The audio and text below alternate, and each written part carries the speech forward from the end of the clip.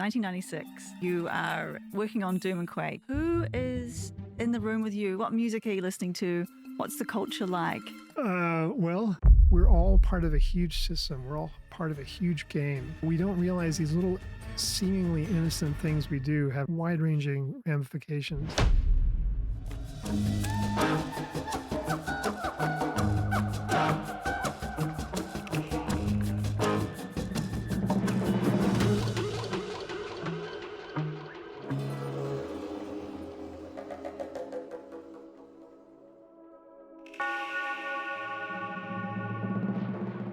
Dave. Yes. The many lives of Dave Taylor. I have been waiting for this conversation and doing a ton of research so that I can be of the best use to some of the answers that you give us today. But I just want to set things up for people watching and listening about how influential your impact has been in the rooms that you've contributed to, which is huge. And I'm only going to give a small chunk, so I know we're going to get into a lot more things as we go through this talk. But I'm just going to go back. So in the late 1990s, you are a programmer at Doom and Quake. Oh, yeah, I did, yeah. Yes. Arguably the most impact we would have seen on how online communities even came together way before social media. What was being created then really impacts our lives in the way a lot of online communities are made today. And then from there, you had time at Transmeta. And that would have been in the early 2000s where low-powered CPUs were coming into play, so much so that Nvidia and AMD and even Intel were really sniffing around Transmeta at that time in many different ways. And so as I was researching, I was like, holy moly. If I think about just those two things and the impact on where we are today and living online, that's huge. From those early years, what did it teach you about what was really possible with the type of coding and influence that you were putting into those rooms? Well, so I guess starting with Doom, I guess it really sort of opened my eyes to what we were about to be able to do with computers. This was before 3D accelerators came on the scene. And so, especially as a coder, you're counting cycles on all your code. You're, a single cycle instruction, which, happens in less than a millionth of a second, is this eternity in game development back then. And so you're trying to figure out, how much can I get done with each cycle, and that sort of gave me like a peek into what might be possible next, and so that was very exciting. Yeah, as you say, a lot of kind of styles of social media were starting to develop then. There's this old protocol in Unix called finger. And if you say finger and then an email address, then it sounds a little rude, but basically it reads a little file in your home directory called .plan, dumps it out for them. And that sort of became our early text-only version of blogging, where we would essentially tell people, hey, here's what's going on with development.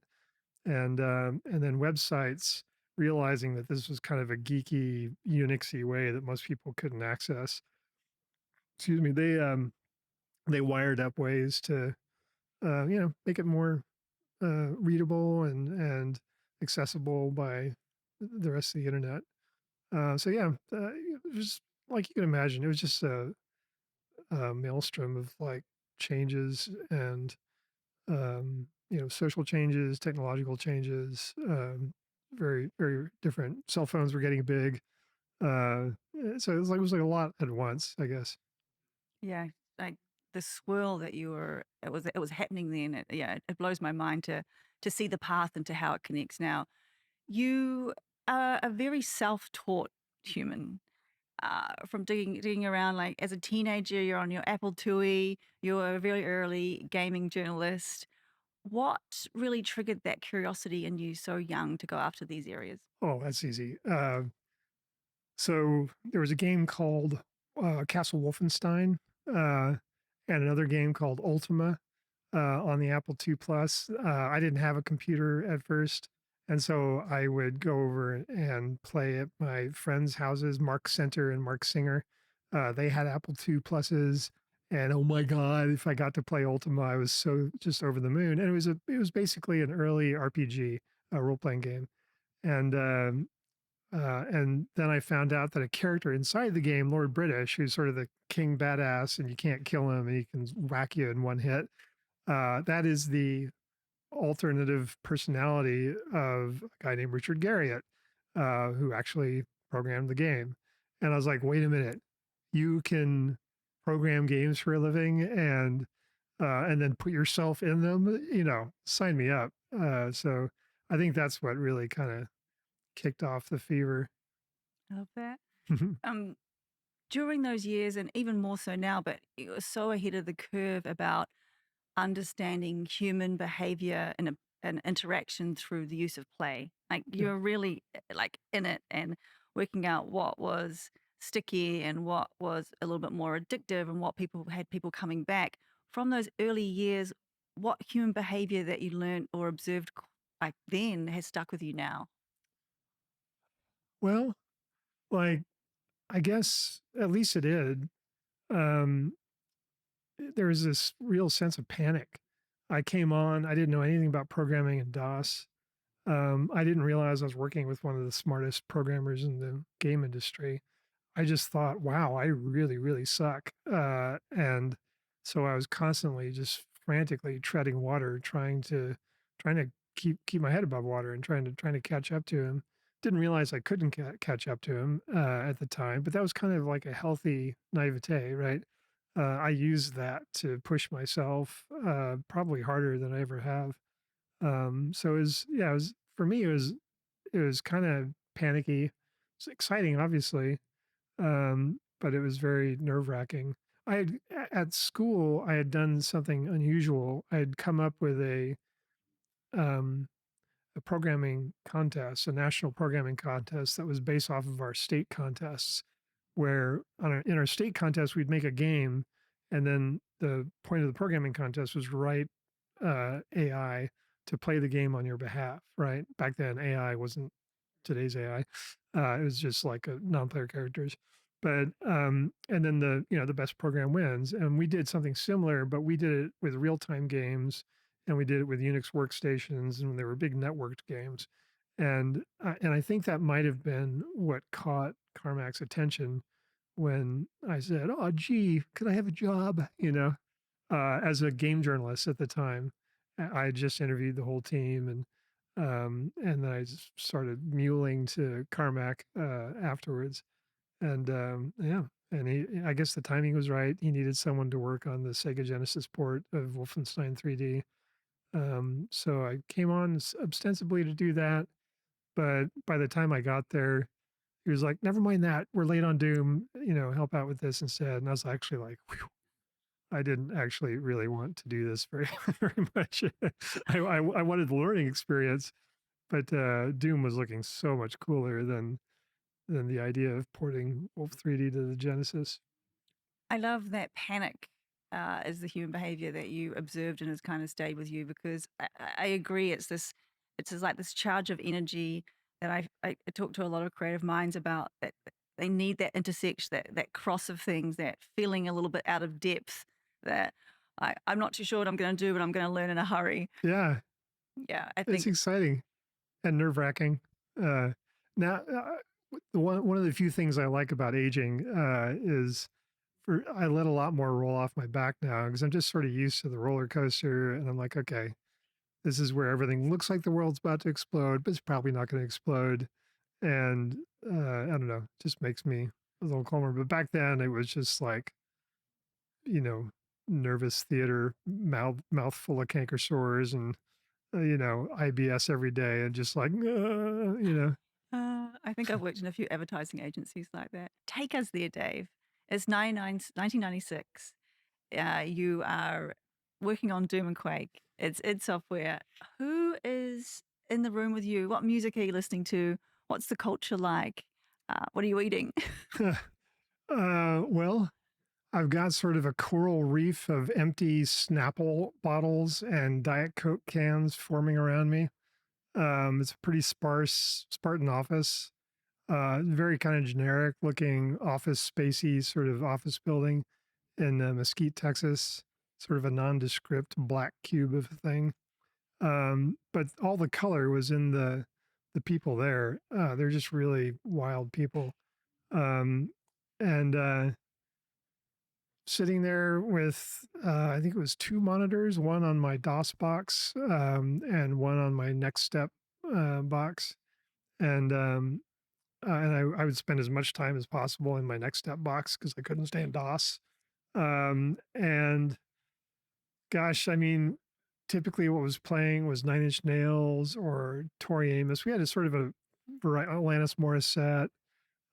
We had sort of a variety of like a mix of industrial and female vocalists, and that's kind of what was playing. And just the culture was very much like a treehouse, I'd say. Like it was very much there's us, there's we who are in the treehouse, and there's people who are outside the treehouse, and we're cool and they're not cool. And so we, we had some fun at the expense of our competitors. Just sort of making fun of them. And it was fun. It was very brotherly, right? A lot of testosterone in the air. So playing deathmatch with Romero was always exciting. He's a very charismatic guy. And he would have such howls of despair when you killed him in deathmatch. And it was so satisfying to hear. And then sometimes he would accentuate it by bashing his keyboard or mouse in frustration. Um, and then strangely, even being killed by him was fun.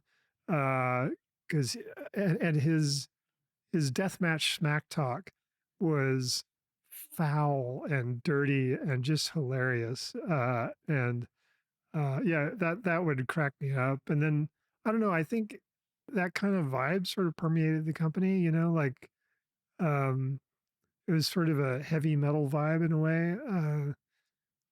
They would companies would send us sound cards all the time trying to get us to support them. And and so we had them laying around the office everywhere and we didn't know what to do with them all. So I would start throwing them into the wall like ninja throwing stars to see if they would stick. And it's sort of not the sort of thing you'd expect to do with computer hardware, right? But when you're drowning in this nonsense, and you're overwhelmed with stimuli, like all the things that need to get done and all the pressure you're under, you find ways to blow off steam. And then outside, it was like a car show. There were Ferraris of different types and a Dodge Viper, and then I would eventually get an NSX, and that was just something I think Carmack started, and we all just sort of emulated him.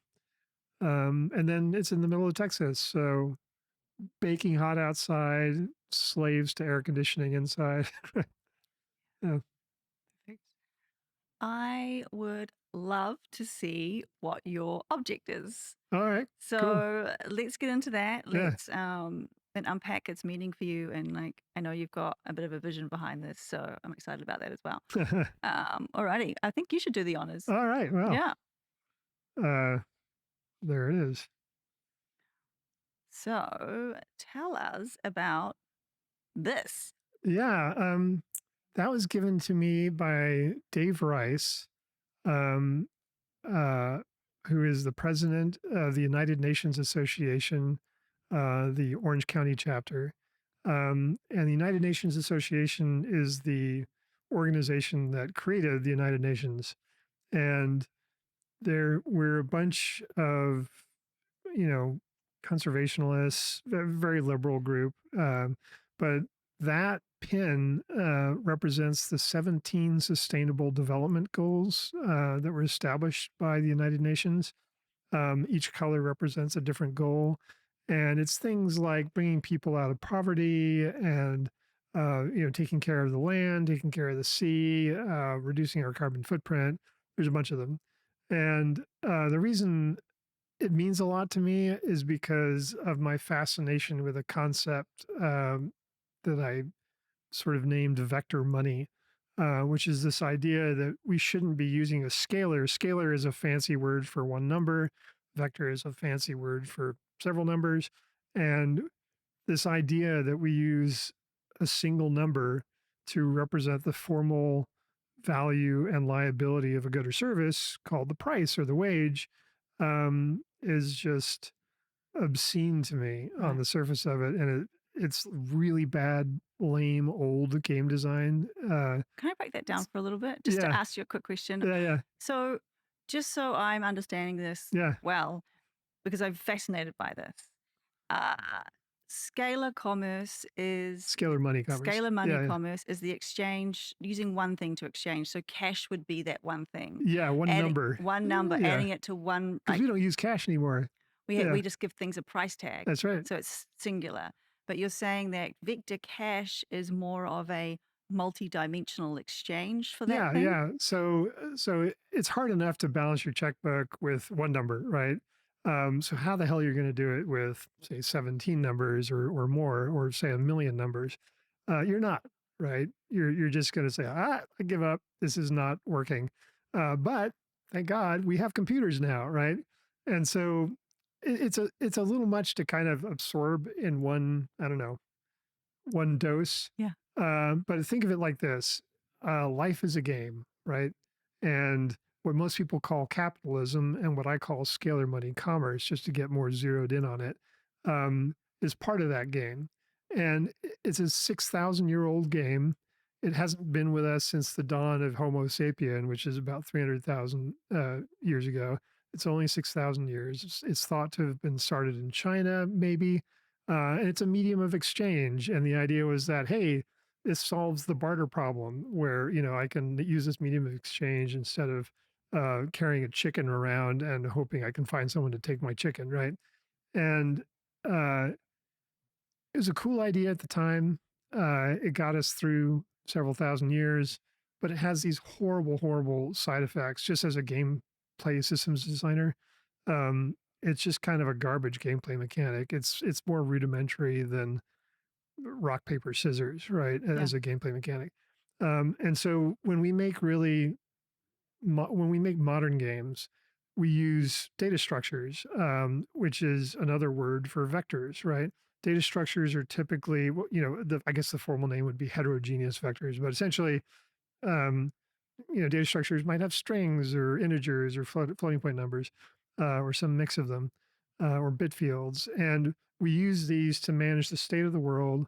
And then we simulate the world, and then we give you the update and say, here's the new state of the world. What do you want to do? Right? Hmm. Have fun. And the goal is always have fun. And our goal as game developers is to make it really addictive. Because if we don't make the game really addictive, some other really addictive game is going to take your business from us, right? So because of that, we learned how to make games crazy compelling, right? So beautifully paced, beautifully balanced, and you're like always like, oh, I could just go a little further. I could level up, right? Let me get that new power. So we got really, really good at that. And in the meantime, scalar money commerce has just been languishing, and it's got all of these holes, and we try to get around them with regulations, and they're sort of floppy and awful. And they're high latency, they're low reliability, they're low throughput, they're all punitive measures. Whereas over in games, we're like, hey, we're trying to motivate you with excitement as opposed to punitive, results only. So Yeah. yeah, I just started noodling on this, and I realized with a combination of augmented reality and AI, best practice game design, lots of cheap cameras, and lots of compute, we can actually completely gamify both commerce and governance now. I have to ask you a question. Yeah, This sounds fascinating, and I'm absorbing it all. What would be the one step forward now, if you could break that down to start going in that direction, so I can get a grasp of what that looks like? that's a great question. So I think the best step forward, especially for Americans, because we're so inured to scalar money commerce, it is we've got entire clothing lines that are about the status that say, I must have spent this much money on this object. We've got hip hop that's been infused with, hey, I'm rolling in the dough, right? We've got, prosperity gospel in religions that are all about making money. So our heads are swimming in it. And a lot like the Matrix, it's hard to realize you're in the Matrix. So the best step we can take now is to recognize the vector money economies that are already out there that are done really well. And a really good example is a really healthy family, right? So if little Billy comes down the stairs for breakfast and mom makes him a healthy breakfast, Billy doesn't go, you know what? I'm not paying for mom. I can get my sugar coated sugar bombs for 50% off by this competing mom down the street. No, you get kid, right? What's happening is that the parents are acting as sort of like the game masters, the dungeon masters of this game. And they're thinking about these things like, oh, you know what? I want him to grow up healthy. So I want him to get used to this.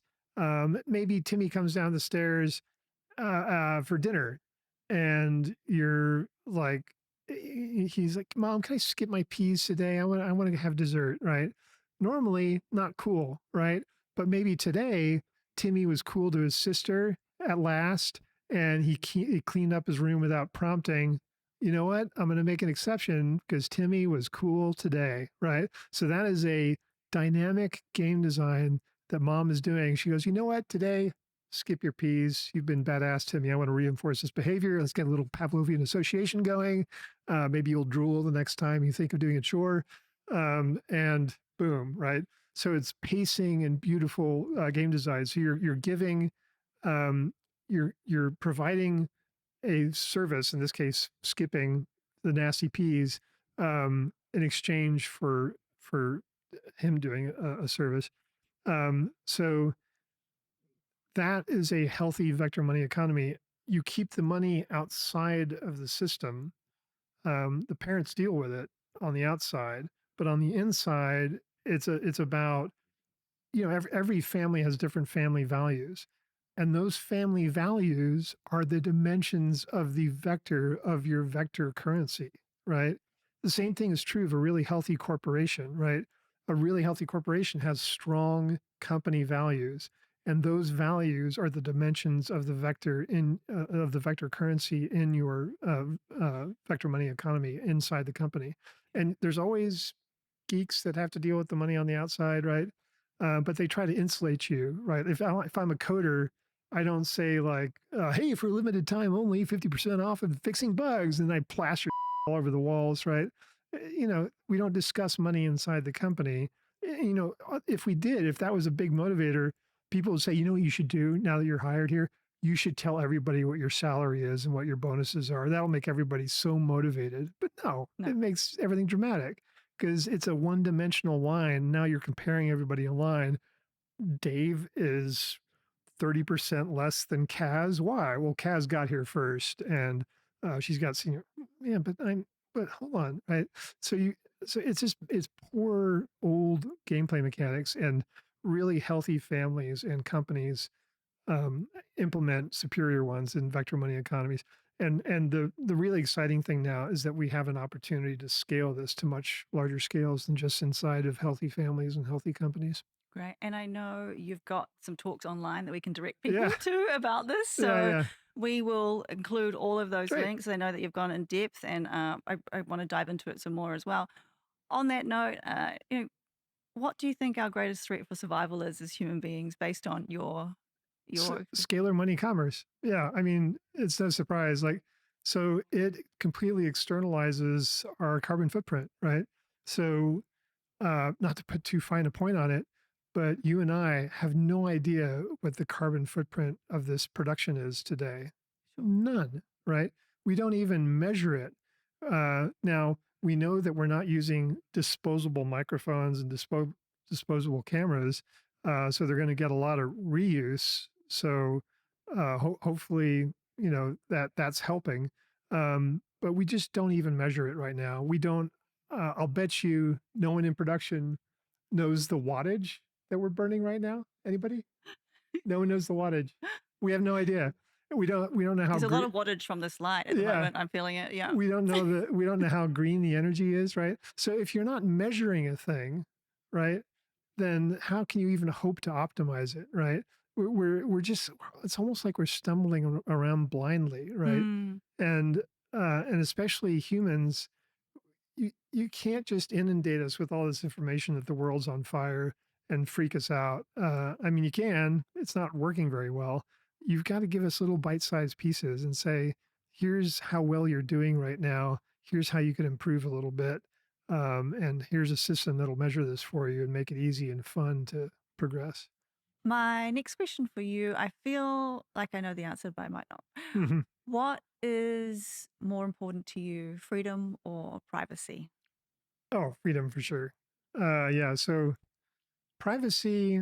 Um, I kind of describe what we why we value privacy as kind of this TMZ model of privacy, where it's this eggshell defense that is really meant to give us freedom in the privacy that we have a right to. Um, but if you break that eggshell defense, oh man, are you screwed, right? There's some things that can't be undone, right? And so um, and I describe it as this TMZ thing because, you know, they get you on camera doing the thing and it hits the world, right? And there goes the end of your public life, right? It's too it's too fragile. It's too easy to violate, and it doesn't scale well, especially for people in the limelight, right?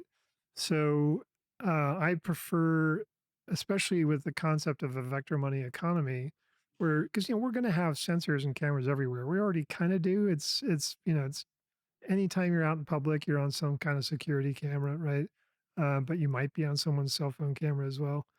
Um, my opinion is we need to come up with rights where instead of having a right to privacy, you have a right to any footage you're a part of to control that footage specifically. So instead of saying, you know, no, I own it and then I'll sue you or something, right? Which is just this big mess that nobody can afford and takes too long.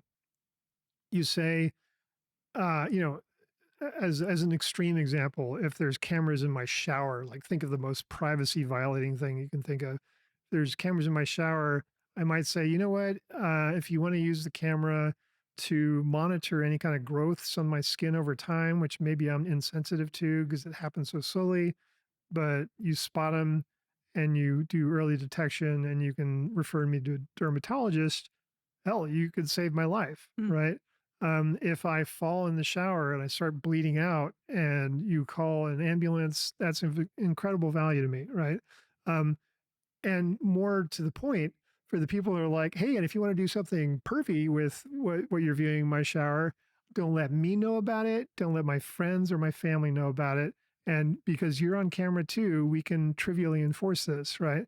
So now I can contain the privacy, right? And it becomes trivial to enforce. And it's on my terms.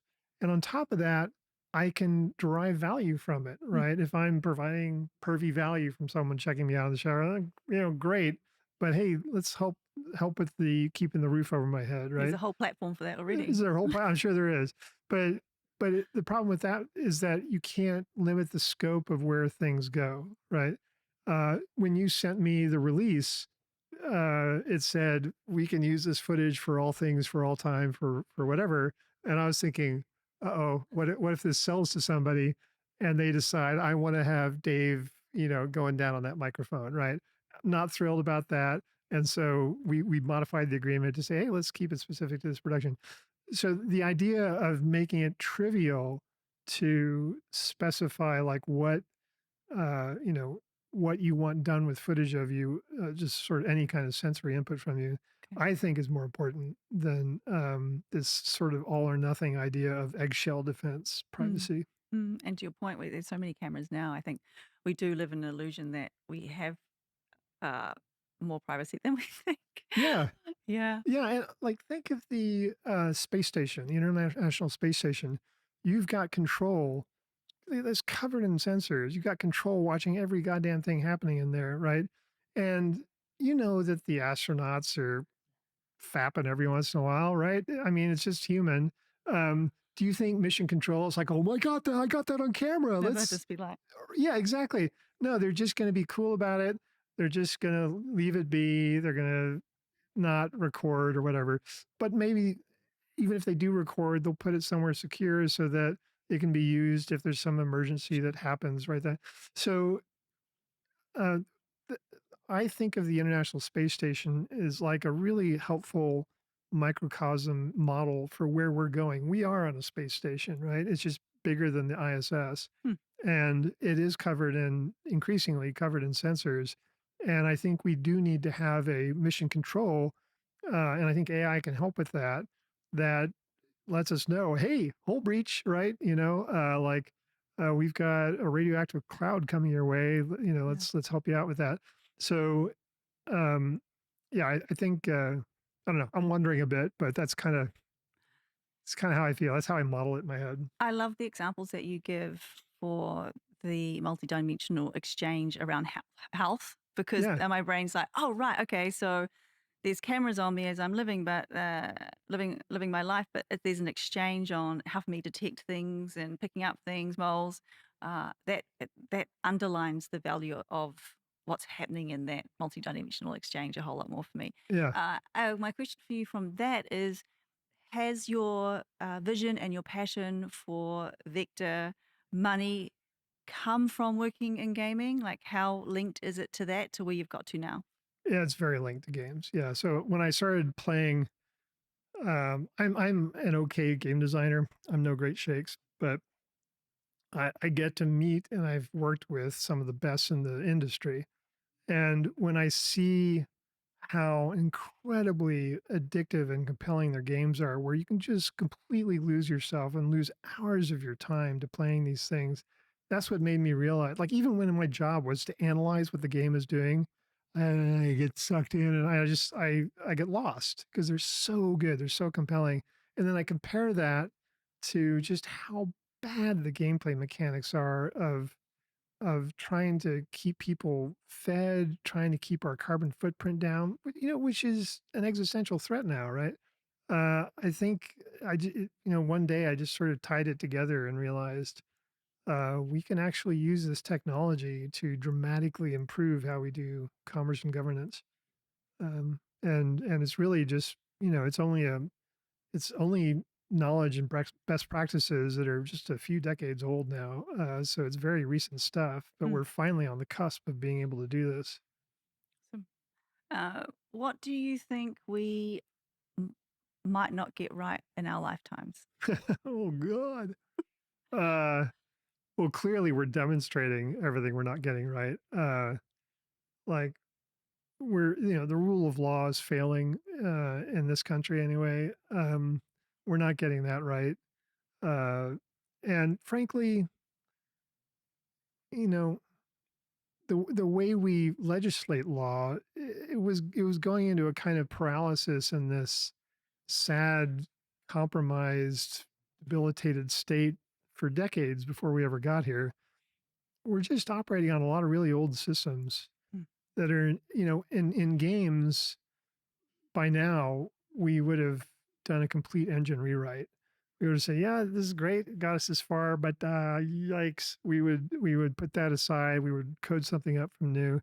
I think I'll put an optimistic spin on this Please. because I do think we're going to a terrible, dark place, particularly in the United States. But ironically, I think that countries that are in a really bad place, like the Donbass in Ukraine or the Gaza Strip right now, that are just shelled out up 6 ways from Sunday, when peace is restored to these places, and I hope it comes soon, and they have to rebuild, they're going to have an opportunity to say, hey, wait a minute, while we're at this, while we're rebuilding, we're probably going to want to put cameras everywhere because we have basic security concerns here, right? What if we use these for more than just Mm. being creepy and taking security of everything? What if we actually use this to bootstrap a whole new like age, a whole new system of commerce and governance that can leapfrog where we're at right now. So I think it's going to be someplace like that, or maybe it'll be a country like Bhutan, where who has the best leader's name I've ever heard of, King Wangchuck. Uh, King Wangchuck, they basically decided we're going to be a carbon negative nation, Yeah. and he just said, "All right, this is what we're doing. We're making like 2/3 of the country a nature preserve. We're doing this, we're doing that," and they're the first country to go carbon negative. So it might be a smaller country like that, or maybe a small like temporary autonomous zone where they say, "Okay, we're going to do these experiments. We're going to try things," and it's not like there's going to be one Mm. system, one vector money economy that works perfectly. It'll require iteration. But I'm really excited to see people start to try this. So places that can have the ability to completely reset will almost Yeah, be the examples of how we move forward because they have that freedom, that's my hunch. regardless of how Yeah, it's come about, yeah, to enable the foundations of an entire new system. yeah, And then from exactly. then we'll be looking on the outside being like, oh, well, hang on a minute, that really Yeah, works. yeah, yeah, But for now, we're stuck in this system because it's so ingrained in us and we don't know yeah. how to kind of And break we've got all free. this infrastructure, and but yeah, I think once you know, like when we rewrite an engine in the game industry, we start from scratch. We throw away the old code base. Mm, Maybe we'll look at stuff and say, yeah, we can maybe not cut and paste that, but be inspired by it, right? yeah, And we'll take the data from the stuff we got wrong, but it's a rewrite. yeah. And I think when you start like that, it might actually help some some countries or maybe some small towns, maybe starting out, Mm, kind of do something really special. that makes sense. Yeah, Uh, I'm assuming also, I know you have very strong convictions about your impact on the environment as a I sample of do. fun. Yeah, Very strong. yeah. And my questions around that, did that also come from having a background that you do and seeing the impact on things, or you just naturally got there, or a combination of both? I think like everybody, I was just drowning in this information about the devastating environmental impact of like our everyday things, like eating, typical factory farmed animal agriculture, flying, um, you know, riding an ice engine car around, you know, burning tons of power on my computer, my gaming system, and or my air conditioner. And um, I think, I don't know if cowspiracy was very well, was totally accurately researched, right? But boy, did it deliver an emotional nudge that I needed to like, hey, their angle was like, partially, this is incredibly cruel, and these are concentration camp like conditions for the animals. And so that sort of pushed me over the edge for veganism, I think. But for me, it was less about the cruelty and more about the environmental footprint. And then once I realized, oh, it was hard, but not as hard as I thought. I realized, okay, I can give up flying, I'll bet, and I did. And so now I take the bus up when I visit the parents in the Bay Area. Um, You got the train here today? and then and then I got rid of my car and I took the train here. And the people complain about the traffic in LA, but man, if you're on a train line, it's great. No traffic. Oh, and it's pretty fast. And yeah, and you don't have to drive. I hate driving.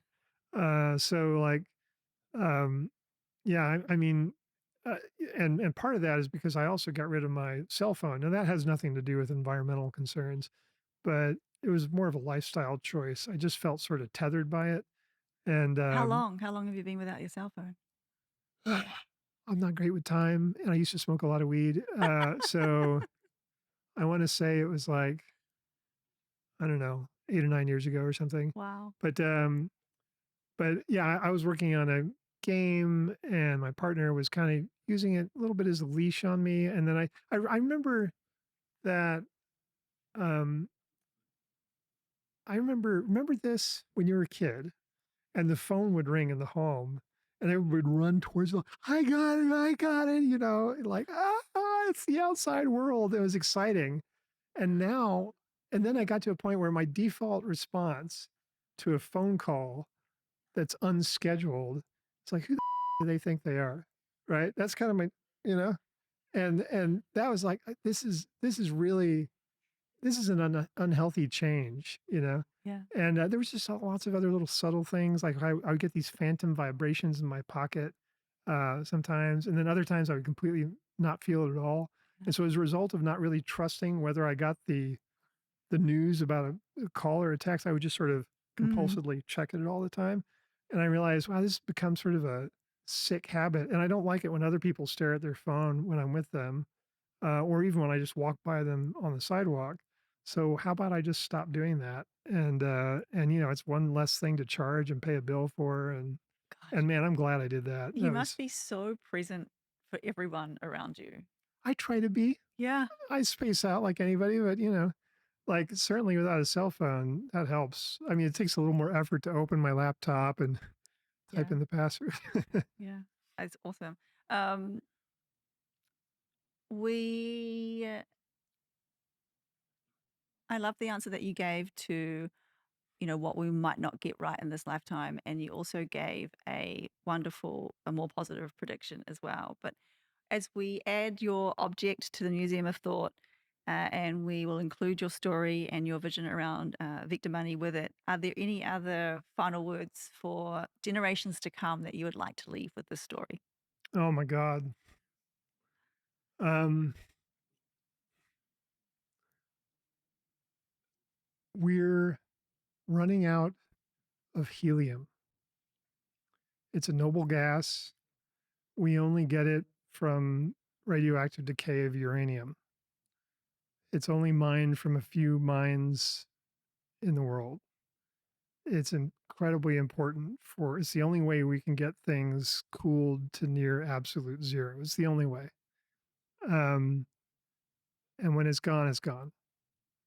Uh, so when you think of a filling a bunch of balloons at a party with helium, just think a little bit about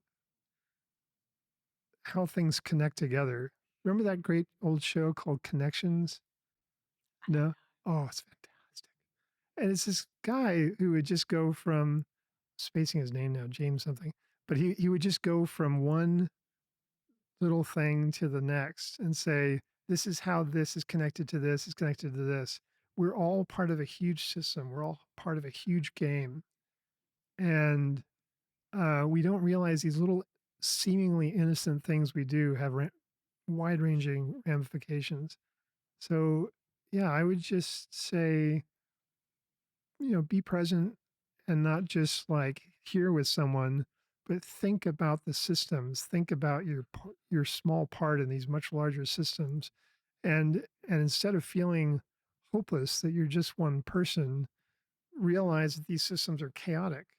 And so they obey the butterfly effect. So by making one tiny little influence, you could create these ripples that could grow into something huge. I love that. Uh, it's super inspiring. And like you say, it's such a powerful reminder of what we're part of that, you know, we do have agency to make change. And you are an incredible example of that.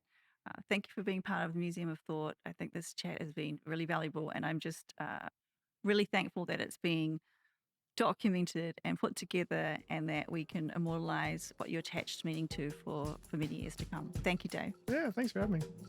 My name is Dave Taylor, and this is my contribution to the Museum of Thought. It's a pin from the United Nations 17 Sustainable Development Goals. And to me, it represents a kind of vector currency which we should aspire to use to affect our commerce and governance.